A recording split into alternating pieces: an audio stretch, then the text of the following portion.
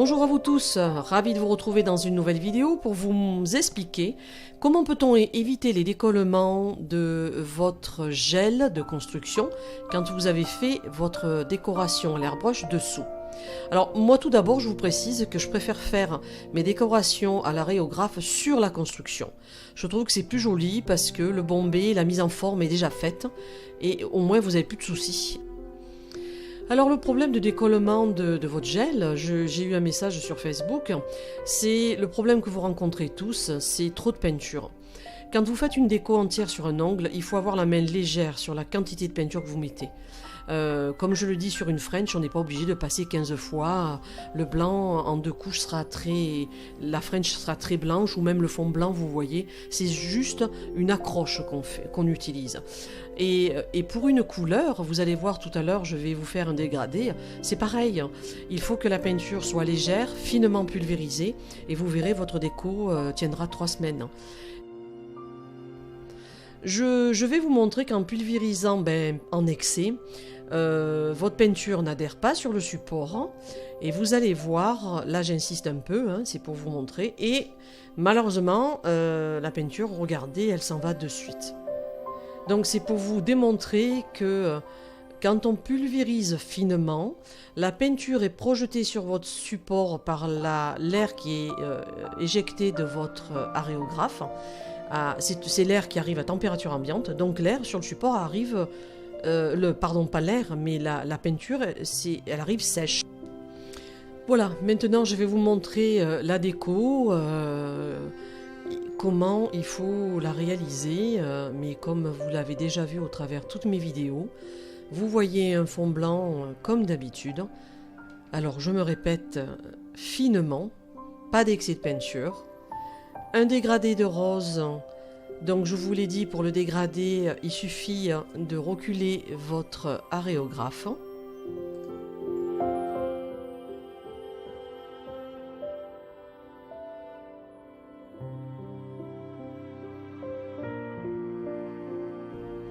Quand vous faites un dégradé, vous pouvez donner plus d'intensité sur la couleur plus foncée en rajoutant une couleur plus foncée ou peut-être du noir si vous n'avez pas un violine foncé ou peu importe.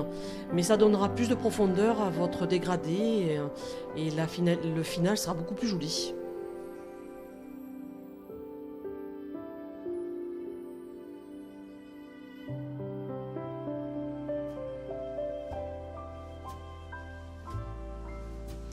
Si vous avez des difficultés à trouver une harmonie dans les couleurs, achetez-vous un disque chromatique. C'est un disque qui vous permettra en sélectionnant une couleur, vous aurez de suite les couleurs adjacentes ou les couleurs complémentaires. Donc c'est quelque chose qui va vous faciliter la vie et vous aurez toujours surtout une harmonie dans votre dessin, dans le choix des couleurs.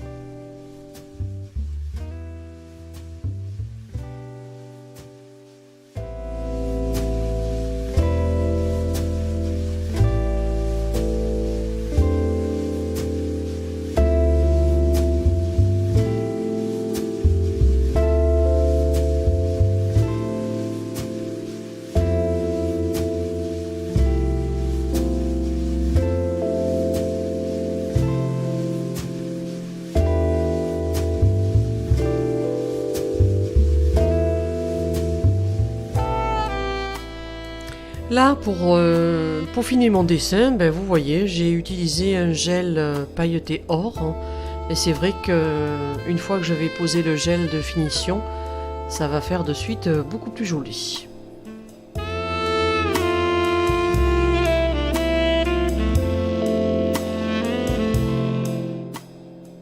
Voilà, on arrive à la pose du gel de finition. Là aussi, il faut faire très attention. Surtout quand vous avez du gel or comme ça, en général ça a tendance à, on va dire, polluer un petit peu votre pinceau.